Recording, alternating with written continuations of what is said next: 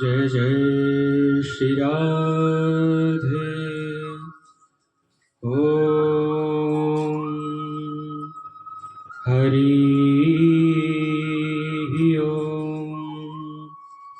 श्री गणेशाय नमः। श्रीमते रामानुजाय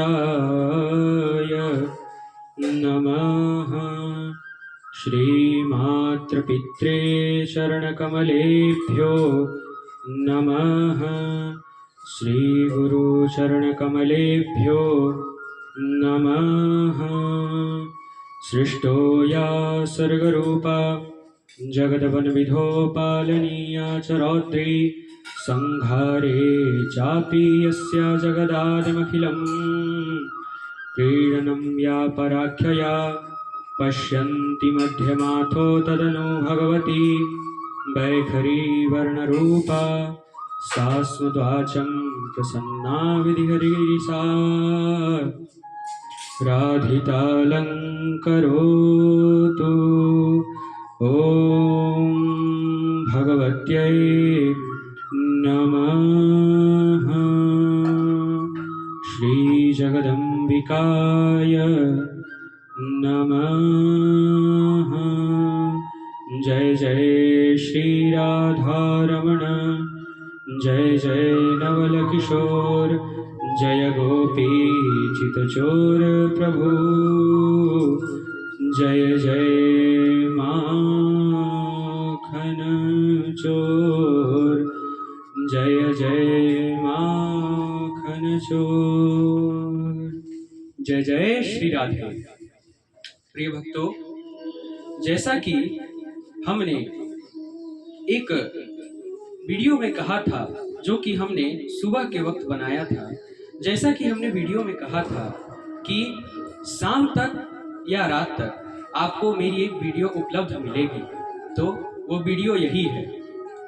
प्रिय मित्रों, आज हम एक ऐसी पवित्र, हमें सीख देने वाली, हमें ज्ञान देने वाली एक ऐसी कथा को श्रवण करेंगे, जिस कथा के माध्यम से हमें कुछ सीख मिलेगी और हमें कुछ ज्ञान की प्राप्ति भी होगी।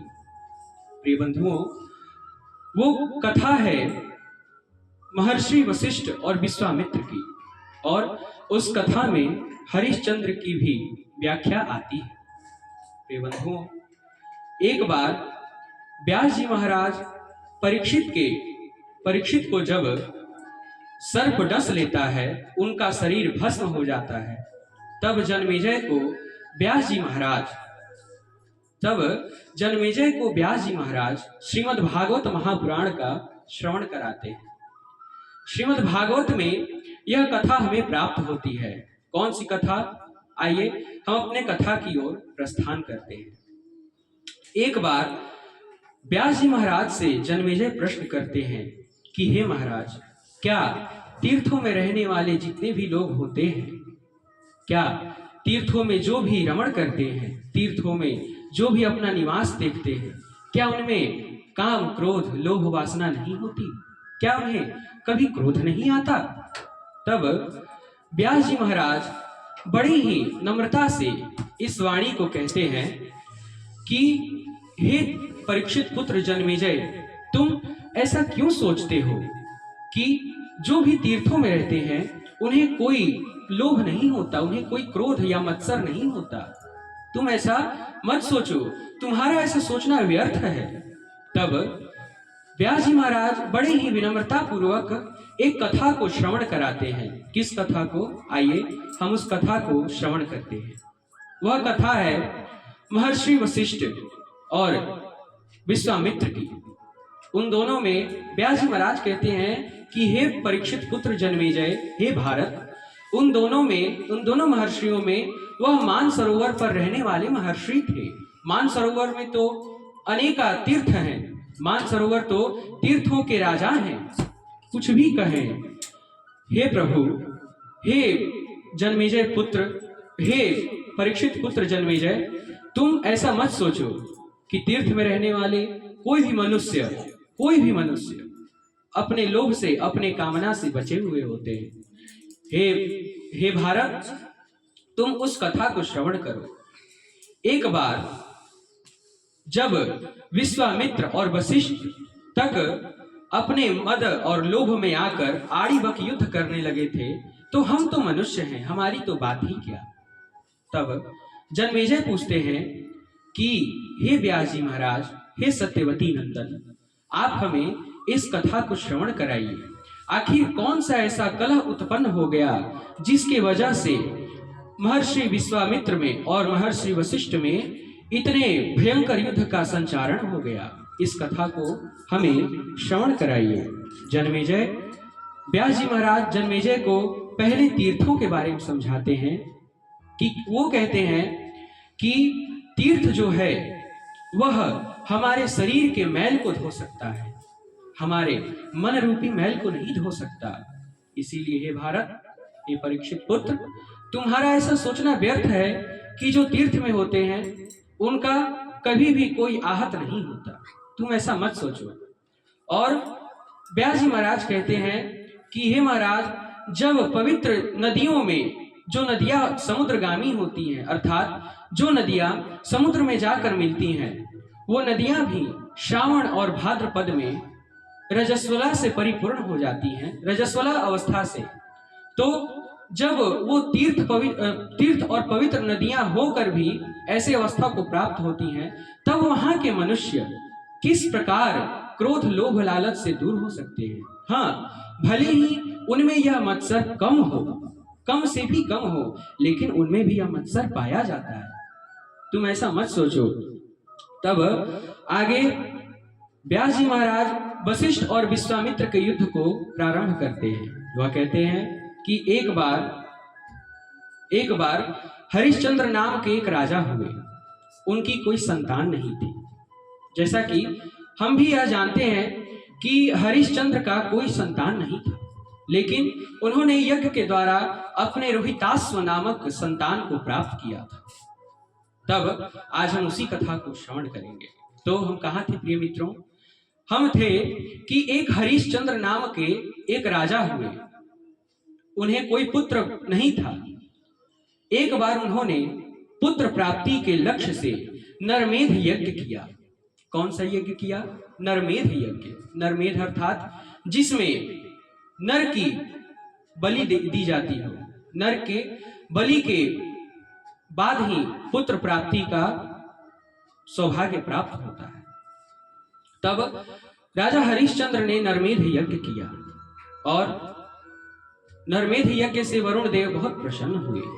राजा हरिश्चंद्र को वह पुत्र प्राप्त हो गया जिन्हें उनकी बहुत लालसा थी। उस पुत्र का नाम उन्होंने बड़े ही प्यार से रोहित रखा, जिसे हम आज की भाषा में रोहिताश्व भी कहते हैं। हरिश्चंद्र ने अपने पुत्र का नाम रोहित रखा और रोहित धीरे धीरे धीरे धीरे बड़ा हुआ।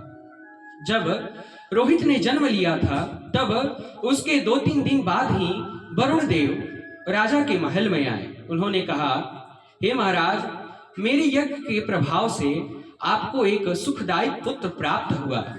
हे महाराज, अब आप मेरे को मेरा यज्ञ भाग दीजिए, अर्थात यज्ञ पशु का बलि दीजिए। यज्ञ पशु के बलि कौन थे? वही रोहिताश्व थे। रोहिताश्व अभी छोटे थे, अभी उनका कोई संस्कार ना हुआ था।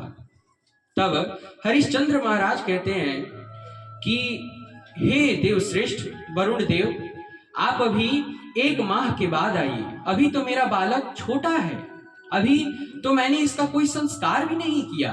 हे महाराज, आप 1 माह बाद आइए। तब वरुण देव ऐसा सुनते हैं, वह प्रसन्न चित्त होकर अपने भवन को चले जाते हैं, अपने लोक को चले जाते हैं, अर्थात स्वर्ग लोक को चले जाते हैं। अच्छा, यहाँ पर आप एक प्रभाव देखिए कि पहले के मनुष्यों में कितनी शक्ति होती थी।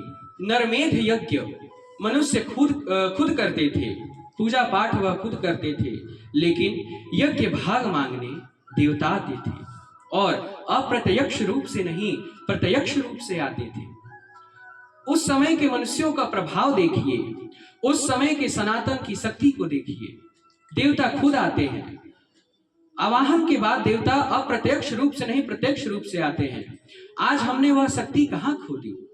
आज वह सनातन की शक्ति कहाँ चली गई जो कि उस समय थी? हम बड़े गर्व से कहते हैं कि हम सनातनी हैं। आप कैसे सनातनी हैं? आप अपने सनातन धर्म को भूल रहे हैं। आप अपने सनातन तत्व को भूल रहे हैं। आप कैसे सनातनी हैं? आपसे अगर पूछा जाए, कुछ भी वेद शास्त्रोक्त सवाल किया जाए तो आपके पसीने छूट जाते हैं। और यहां तो उस समय की शक्ति ऐसी है कि देवता खुद अपना भाग मांगने आते थे। देखिए उस समय की शक्ति। तो प्रिय बंधुओं, मेरी आपसे यही आग्रह है कि अपने सनातन को जानिए, अपने सनातन को किसी से कम मत समझिए और गर्व करिए कि आप सनातनी हैं। कितने ही ऐसे हैं जो तिलक लगाने में शर्म करते हैं। ऐसा नहीं है, तिलक लगाने में कोई शर्म नहीं होनी चाहिए। हम सनातनी हैं, हम नहीं तिलक लगाएंगे तो कौन लगाएगा? क्या अदर कास्ट वाले लगाएंगे? नहीं, ऐसा नहीं है, हम ही तिलक लगाएंगे। आप इसमें बिल्कुल भी संकोच ना करें। कोई हंसी उड़ाता है तो उड़ाने दीजिए। कितने दिन तक हंसी उड़ाएगा? 2 दिन, 3 दिन, 5 दिन, ज्यादा से ज्यादा 10 दिन तक हंसी उड़ाएगा। उसके बाद वो भी हंसी उड़ाना बंद कर देगा। तब आपको तिलक लगाने में कोई संकोच नहीं करना चाहिए। तो प्रिय बंधुओं, हम कथा में कहा थे कि वरुण देव अपने यज्ञ भाग को मांगने आते हैं, अर्थात यज्ञ पशु को मांगने आते हैं कि महाराज आप मेरे यज्ञ पशु का बलि दीजिए। तब राजा हरिश्चंद्र उन्हें यह कहकर टाल देते हैं कि अभी मेरा पुत्र छोटा है, 1 माह के बाद आप आइए। 1 माह बीतने पर एक नवयौवन ब्राह्मण का रूप धारण करके वरुण देव फिर आते हैं और राजा से कहते हैं कि महाराज मेरा यज्ञ पशु कहाँ है? आप मुझे मेरा भाग दे दीजिए। तब फिर राजा कहते हैं, हे महाराज अभी मैंने अपने पुत्र का यज्ञोपवीत संस्कार भी नहीं किया है। अभी तो वह छोटा है, अभी वो क्या जानता है? अभी तो उसके दूध के दांत भी नहीं टूटे हैं। महाराज आप फिर कभी आइए। वरुण देव यह सुनकर थोड़े से क्रोधित हो जाते हैं और क्रोधित होने के बाद वो कहते हैं कि हे महाराज, हे हरिश्चंद्र महाराज, मैं फिर आऊंगा और मेरे आने के पश्चात अगर आपने यज्ञ पशु का दान मुझे नहीं दिया, मेरा यज्ञ भाग मुझे नहीं दिया, तो मैं आपको श्राप दे दूंगा। थोड़े से क्रोधित होकर वरुण देव वहीं पर अंतर्ध्यान हो जाते हैं। रोहिताश्व बड़े होते हैं, उनकी उम्र एक राजकुमार की अवस्था पर आ जाती है। उसी अवस्था में वे शास्त्रों के ज्ञाता, वेदों के ज्ञाता हो जाते हैं। उन्हें हर वेद के बारे में, हर शास्त्र के बारे में, हर अस्त्र चलाने का ज्ञान हो जाता है। वह इतने ज्ञानी हो गए कि उन्हें दूर दूर की बातें भी समझ में आती थी। तब जब रोहिताश्व को यह मालूम हुआ कि मेरे पिता ने मुझे यज्ञ से बाया है और मेरे पिता ने ही मुझे यज्ञ पशु के रूप में चुना है, तब वह अपने घर को छोड़कर चले जाते हैं। वह मध्याह्न रात्रि में अपने घर को छोड़कर चले जाते हैं वन में। जब सुबह होती है तब सब चिंतित हो जाते हैं कि रोहिताश्व कहाँ गए, रोहिताश्व कहाँ गए। यह सब सोचकर चिंतित हो जाते हैं कि वह बालक कहाँ गया। वरुण देव फिर आए। उन्होंने कहा कि हे महाराज मेरा यज्ञ पशु मुझे दे दीजिए, मेरा दान जो है मुझे दे दीजिए। आप मुझे कितने दिन तक ऐसे रखेंगे?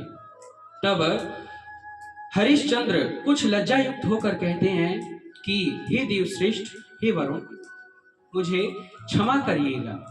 आपका जो यज्ञ पशु है, अर्थात मेरा जो पुत्र है, जब उसे यह ज्ञात हुआ कि वही यज्ञ पशु है, तब वह इस महल को छोड़कर चला गया। जब वरुण देव ने ऐसा सुना तब वह आग बबूला हो गए, क्रोधित हो गए और उन्होंने राजन को यह शाप दे दिया कि हे राजन, तुमने मेरा यज्ञ पशु मुझे नहीं दिया, मेरा दान तुमने मुझे नहीं दिया, अथवा जाओ तुम जलोदर रोग से ग्रस्त हो जाओ। ऐसा श्राप देकर वरुण देव वहीं पर अंतर्ध्यान हो गए। राजा हरिश्चंद्र उसी समय जलोदर रोग से ग्रस्त हो गए। इसके बाद रोहिताश्व को एक पथिक से पता लगता है कि मेरे पिता को वरुण देव ने श्राप दे दिया है कि वह जलोदर रोग से ग्रस्त हो जाए। तब रोहिताश्व अपने पिता को देखने के लिए अपने महल को जाते हैं। वह सोचते हैं जो होगा देखा जाएगा, मैं अपने पिता को देखने जाऊंगा। देखिए, यह होता है पिता और पुत्र का स्नेह। उनमें कितनी भी कटौती हो जाए, उनमें कितने भी झगड़े हो जाए, लेकिन अगर पिता को कष्ट होगा तो पुत्र अवश्य वहां पहुंचेगा, और पुत्र को कष्ट होगा तो माता पिता को तो आना ही होगा, वह जहां भी रहे। ऐसा होता था पहले पिता और पुत्र का प्रेम, लेकिन अब वो प्रेम बस कहीं कहीं देखने मिलता है। कितने ही ऐसे माता पिता हैं जो कि अपने स्वार्थ के लिए संतान को ही धोखा दे देते हैं, और कितने ही ऐसे संतान हैं जो कि अपने स्वार्थ के लिए माता पिता को ही धोखा दे देते हैं। ऐसा नहीं होना चाहिए, ऐसा करना ठीक नहीं है। तो हम कहाँ थे प्रिय मित्रों? हम थे कि राजकुमार रोहित पथिक से यह जानकर जाते हैं कि मेरे पिता जलोदर रोग से ग्रस्त हो गए हैं। तब वह पिता को देखने के हेतु जाते हैं, और बीच में इंद्र आ पड़ते हैं। कहते हैं कि तुम मूर्ख हो, तुम कहाँ जा रहे हो? तुम वेदों के ज्ञाता हो, शास्त्रों के ज्ञाता हो, तुम्हें सही गलत का फर्क है। क्या तुम्हें नहीं लगता कि तुम्हारे पिता तुम्हारे लिए गलत कर रहे हैं?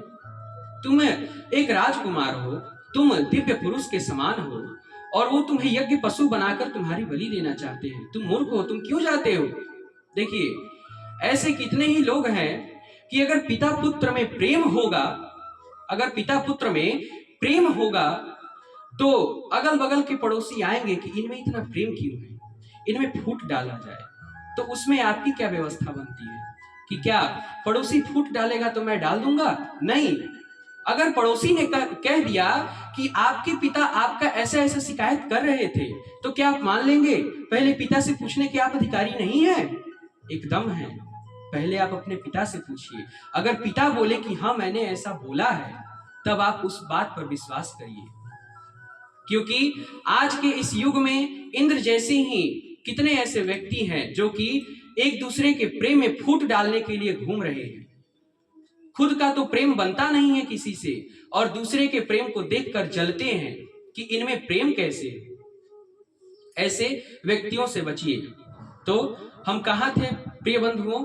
कथा में हम यहां तक थे कि देवराज इंद्र रोहित को रोक देते हैं कि तुम मूर्ख हो, कहाँ जाते हो? तुम्हारे पिता तुम्हें यज्ञ पशु बनाकर तुम्हारी बलि देना चाहते हैं, तुम मूर्ख बालक के भांति कहाँ जाते हो? तब वहां पर रोहिताश्व रुक जाते हैं, और रोहिताश्व जब जाने की कोशिश करते हैं कि मैं अपने पिता से मिलूं, उनके हालात को देखूं, मेरे पिता कैसे हैं, तब इंद्र रोहिताश्व को रोक देते हैं, और रोहिताश्व नहीं जा पाते हैं। यहाँ पर हरिश्चंद्र जलोदर रोग से बहुत ही ग्रस्त हो जाते हैं। तब वशिष्ठ के पास बल लेकर जाते हैं। महर्षि वशिष्ठ के पास कहते हैं कि महाराज मैं क्या करूं? मैं जलोदर रोग से ग्रस्त हो गया हूं, और मैं चलने फिरने के सामर्थ्यता में नहीं हूं। मैं क्या करूं महाराज? मेरा यज्ञ अधूरा है, वरुण देव ने मुझे श्राप दे दिया है। तब वशिष्ठ कहते हैं कि हे महाराज, ठीक है, आपका पुत्र कहीं चला गया, तब आप एक ब्राह्मण के पुत्र को ले आइए और उसे ही यज्ञ पशु बनाकर आप उसका बलि दीजिए, नरमेध यज्ञ को पूर्ण करिए। तब हरिश्चंद्र अपने मंत्रियों से कहते हैं कि हे मंत्रीगण, आप लोग पूरे नगर में यह पता करिए कि कौन ऐसा दरिद्र ब्राह्मण है, गरीब ब्राह्मण है, जो कि अपने पुत्र को देकर यज्ञ, आप उससे बोलिएगा कि आपके पुत्र को यज्ञ पशु के रूप में ले जाना है, आप जितना धन मांगेंगे हम आपको देंगे। पूरे नगर में पता लगाया गया, लेकिन किसी ने भी अपने बालक को नहीं दिया। एक ब्राह्मण मिल गए, अंत में एक ब्राह्मण मिल गए जिनका नाम अजिगर्त था। उन ब्राह्मण का नाम अजिगर्त था। उनके 3 पुत्र थे। मझले पुत्र का नाम था शुनहसेप। शुनहसेप को मंत्रीगण लाते हैं। उस अजिगर्त ब्राह्मण ने जितना भी धन मांगा था उसे दे दिया गया, और अजिगर्त के मझले पुत्र जिसका नाम शुनहसेब था उसे यज्ञ पशु बनाकर लाया गया। यज्ञ पशु का बलि के पहले कुछ ऐसी विधि होती है, कुछ ऐसी पूजा होती है जो कि करना बाकी होता है, और यहाँ पर जितने भी महर्षि होते हैं सब उस यज्ञ को पूर्ण करने के लिए उसमें भविष्य अग्नि डालते हैं, उसमें यज्ञ भाग डालते हैं। तब वहां पर उस शुनहसेब को एक स्तंभ से बांध दिया जाता है, एक स्तंभ से उसे बांध दिया जाता है। वह शुनहसेब बहुत ही विलाप करता है। उस यज्ञ में विश्वामित्र भी थे। वह शुनहसेब बहुत विलाप करता है कि मुझे कोई तो बचाओ, आखिर मेरा दोष क्या है, मैंने क्या कर दिया, मेरा दोष बताइए, मैंने क्या कर दिया, मैंने किसी का अपमान किया, क्या मुझसे किसी ब्राह्मणों की अपमानता हो गई, क्या मैंने महाराज का कोई अपमान किया, मुझे यह सजा क्यों मिल रही है। ऐसे ऐसे सवाल रोते रोते शुनहसेब पूछते। वह शुनहसेब बहुत विलाप करता। उसका विलाप करना हुआ देखकर विश्वामित्र को उस पर दया आ गई। महर्षियों का यही तो काम है कि जो भी दुख और पीड़ा से ग्रसित हो उस पर दया करना। विश्वामित्र को उस शुनहसेब के ऊपर बहुत ही दया आ गई, बहुत ही करुण भाव हो गए। उनके आंख भर आए कि इस छोटे से बालक ने इन राजा का क्या कर दिया, ऐसा ये राजा इतने निष्ठुर कैसे हो गए, अपने स्वार्थ के पीछे ये राजा इस बालक को बलि के रूप में क्यों देना चाहते हैं। विश्वामित्र उनको बहुत समझाते हैं कि हे राजन, आप महाराजा हैं, आप राजा हैं, आप हरिश्चंद्र हैं, आप इतने निष्ठुर कैसे हो सकते हैं। हे राजन, आप ऐसा ना करें, आपको यह शोभा नहीं देता है। आपका काम है कि प्रजा की रक्षा करना, आपका काम यह नहीं है कि प्रजा को बलि के रूप में दे देना। महाराज, आप निष्ठुर ना बने, दयालु बने। विश्वामित्र हरिश्चंद्र को खूब समझाते हैं, पर हरिश्चंद्र को अपने स्वार्थ के आगे विश्वामित्र के वचनों का कोई तुल्य ना रहा, और विश्वामित्र के वचनों को वह अनादर कर देते हैं। विश्वामित्र के वचनों को वह कोई भाव नहीं देते हैं, अनादर करते हुए आगे बढ़ जाते हैं। महर्षि विश्वामित्र राजा के ऊपर क्रोधित हो जाते हैं। तब उस बालक के विलाप को देखते हुए विश्वामित्र ने एक मंत्र जोर से कहा उस शुनहसेब बालक को, और कहा कि हे बालक, तुम इस मंत्र का जाप करो, तुम्हारी रक्षा वरुण देव करेंगे। जिनके लिए यह नरमेध यज्ञ हो रहा है, तुम उन वरुण देव के मंत्र को जाप करो। वह बालक रोते बिलखते तेज स्वर से उस मंत्र का जाप करने लगा, और जाप करते ही उस बालक को उस फंदे से मुक्ति मिल गई, और वह बालक मुक्त हो गया। वरुण देव आए और उस बालक को आशीर्वाद दिया, और यहाँ पर राजा हरिश्चंद्र को जलोदर रोग से जो ग्रसित थे उन्हें जलोदर रोग से भी मुक्त किया, और वरुण देव अपने लोक को चले गए। तब विश्वामित्र यह देखकर हरिश्चंद्र पर थोड़े से क्रोधित होते हुए रहते थे कि राजा ने यज्ञ में मेरी बात का अनादर किया। विश्वामित्र इस भाव से हमेशा हरिश्चंद्र पर थोड़े सा क्रोधित रहते थे। एक बार राजा हरिश्चंद्र अखेटक करने हेतु जितने भी जंगली हिंसक प्राणी थे उन सब को मारने हेतु वह वन में आते हैं, और अखेटक करते करते करते करते वह विश्वामित्र के आश्रम को जाते हैं। उन्हें यह ज्ञात ना था कि यहीं बगल में विश्वामित्र जी महाराज की कुटिया है। महर्षि विश्वामित्र यह देखते हैं कि राजा हरिश्चंद्र आए हैं। तब वह मन में सोचते हैं कि यही असली मौका है राजा हरिश्चंद्र से अपने अनादर के बदला लेने का यही समय है, तब प्रतिशोध लेने का यही समय है। तब राजा हरिश्चंद्र के सामने महर्षि विश्वामित्र एक बूढ़े ब्राह्मण का वेश बनाकर जाते हैं, और ब्राह्मण से उस ब्राह्मण ने अर्थात महर्षि विश्वामित्र ने हरिश्चंद्र के सर्वस्व जितने भी धन थे, जितने भी थे, सब मांग लिया। राजा हरिश्चंद्र कष्ट को भोगने लगे। राजा हरिश्चंद्र कष्ट को प्राप्त हो गए। राजा हरिश्चंद्र कष्ट करने लगे, दर दर भटकने लगे। तब महर्षि वशिष्ठ ने देखा कि विश्वामित्र ने यह छल कर दिया है, उसने मेरे यजमान को छला है और मेरे यजमान कष्ट में है। देखिए, पहले के ब्राह्मण भी कितने दयालु होते थे।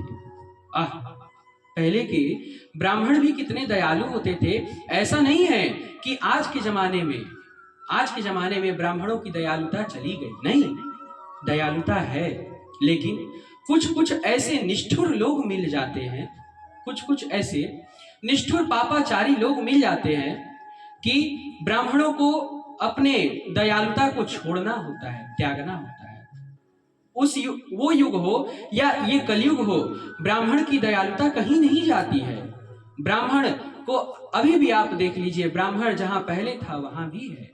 ब्राह्मण की दयालुता हमेशा से है, लेकिन मैंने जैसा कि बोला, कुछ पापाचारी, कुछ ऐसे निष्ठुर प्राणी मिल जाते हैं, व्यक्ति मिल जाते हैं, जिसकी वजह से ब्राह्मणों को अपनी दयालुता छोड़नी पड़ती है, त्यागनी पड़ती है। तो हम कहाँ थे प्रिय मित्रों? वशिष्ठ जी देखते हैं कि मेरे यजमान को कष्ट हो रहा है। तब वशिष्ठ जी विश्वामित्र के पास जाते हैं और कहते हैं कि हे छलिया, हे कपटी, तूने मेरे यजमान को कष्ट पहुंचाया है। छल से उनके सारे जितने भी धन है, वैभव है, तूने मांग लिया है। तू बगुले के भांति है, इसीलिए जा, तू बक हो जा। जब विश्वामित्र ने ऐसा सुना कि महर्षि वशिष्ठ ने मुझे श्राप दे दिया, तब उन्होंने भी यह श्राप दे दिया कि ठीक है, जब तक मैं विश्वामित्र ये बोल रहा हूं, जब तक मैं बगुले के रूप में रहूंगा, तब तक तू भी आड़ी पक्षी के रूप में विद्यमान रहेगा। जब तक मुझे मुक्ति नहीं मिलेगी, तब तक तुझे भी मुक्ति नहीं मिलेगी। ऐसा श्राप दोनों ने एक दूसरे को दे दिया और दोनों मृत्यु को प्राप्त। इसके बाद उन्होंने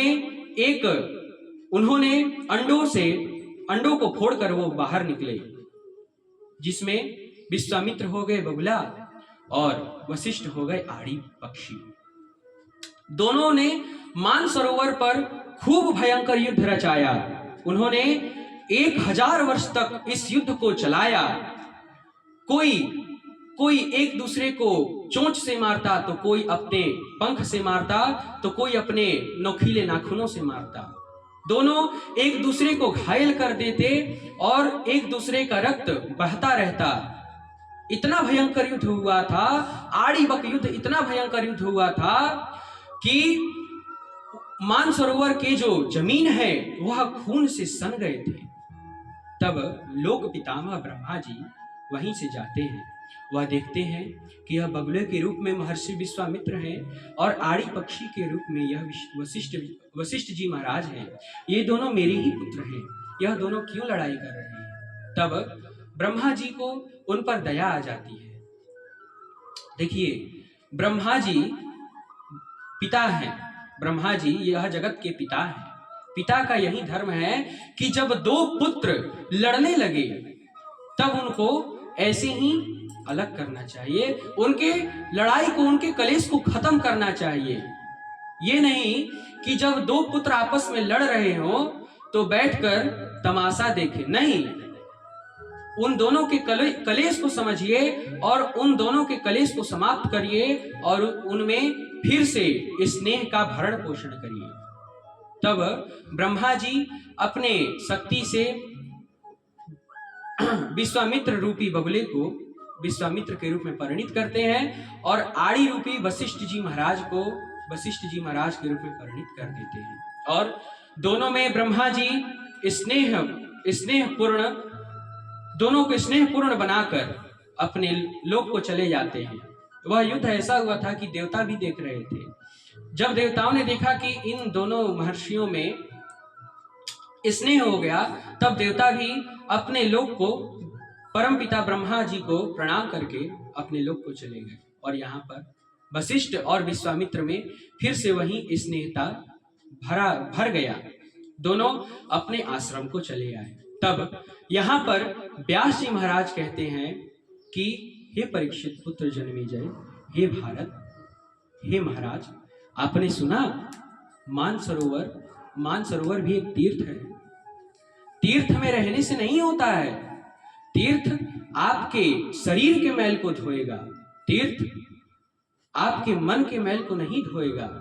अगर आपको अपने मन के मैल को धोना है तो यत्न पूर्वक धोइए, अर्थात कथा श्रवण करिए, संतों का संग करिए, भजन में जाइए, संध्या कीजिए, भगवान का स्मरण करिए। कितने लोग ऐसे हैं कि मैं इसके खिलाफ नहीं हूं, मैं एक बात कह रहा हूं कि आज कितने लोग हैं कि प्रयागराज जा रहे हैं, कुंभ मेला लगने वाला है, मैं भी जाऊंगा। लेकिन कितने लोग ऐसे हैं कि प्रयागराज जा रहे हैं, क्या सोचकर जा रहे हैं कि उनके पाप धुल जाएंगे। आपके जो शरीर का पाप है, जो शरीर का मैल है, वो धोएंगे आप, अन्यथा अपने पाप को नहीं धोएंगे। पाप दो ही तरीके से धुलते हैं, या तो पश्चाताप से, देखिए पाप में भी पाप है और पश्चाताप में भी ताप है। पश्चाताप से धोएंगे या भगवान के कथा से धोएंगे या संतों के संग से धोएंगे अपने मन के मैल को।